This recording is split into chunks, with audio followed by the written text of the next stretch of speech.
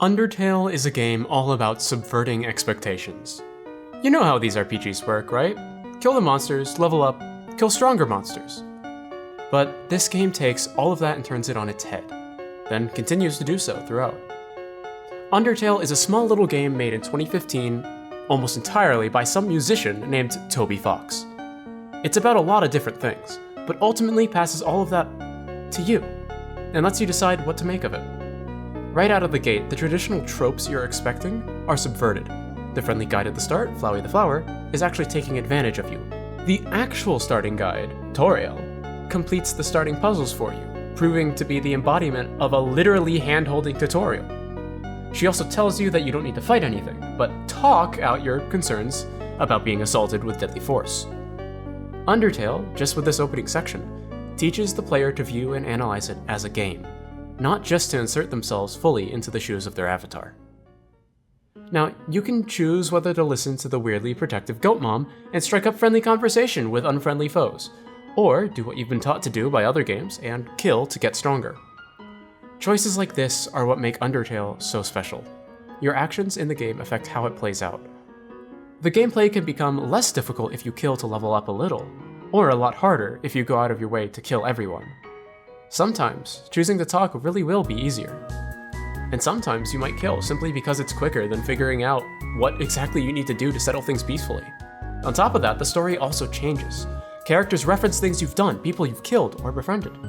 On the extremes of that spectrum, there are even more wildly different routes that you can take.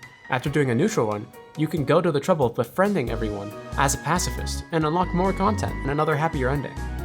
On the other hand, if your curiosity gets the better of you, you can instead show no mercy and see what happens when you start genociding monsters.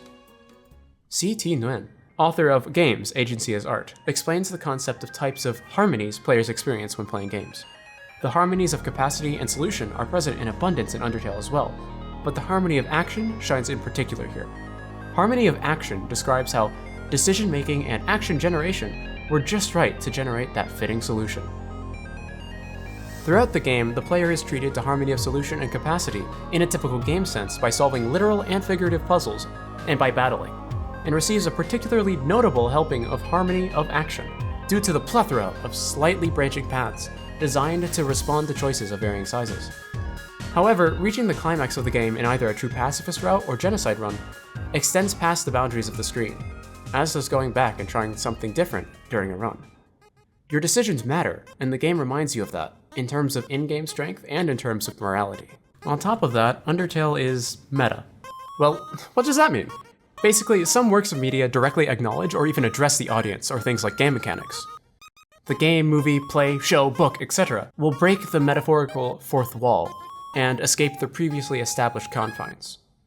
It'll say, talk to you directly, or their characters will talk to you, or about you, or interact with the rules of the world that are supposed to be there just so you had a way to interact with their world, like your save system. Directly addressing the audience explicitly ties them into the world, removing the nebulous disconnect that was there when they were only observers or distant puppeteers of their avatars. The shock of directly involving the player not only has implications on the status of everything in that media's world, but also forces the player to grapple with the rapid recontextualization of everything they knew about the game up until now, and with the breaking down of a major layer of disconnect between player and game, as well as the frightening implications of characters who seem to not be fully bound by the rules of their game. You're brought into the story, talked to as yourself, you specifically. You're suddenly canon to what you were conditioned to see as only a work of media to be consumed, bringing your agential layering into question.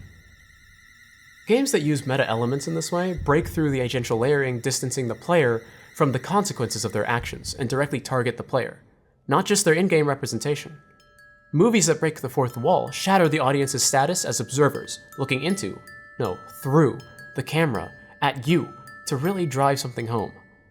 Suddenly, your actions have consequences beyond previously thought confines. Your friendships become truly impactful journeys. Your curiosity turns into guilt-ridden determination. Undertale gives you ample chances to reflect and repent on the genocide route, prodding at your conscience and making you question whether being this evil is really worth it, even if it's a game. If you do go back and change your ways, it's acknowledged. If you don't, it's very specifically pointed out, rubbing salt in the wound. Undertale even acknowledges that it's still only a game, making it feel like a typical game coming to life in response to your investment into it. It makes you feel for the characters as people, not just lines of code. Studies have found that media that breaks the fourth wall is particularly enjoyed by audiences and tends to be more cognitively involving. But for Undertale, is this just to keep players engaged? To sell more copies? No. It was to speak to players directly through complex, real-feeling characters. The player becomes concretely connected to the lessons of the game when the fourth wall is shattered. The player is now a true, direct participant, in addition to participating vicariously through an avatar.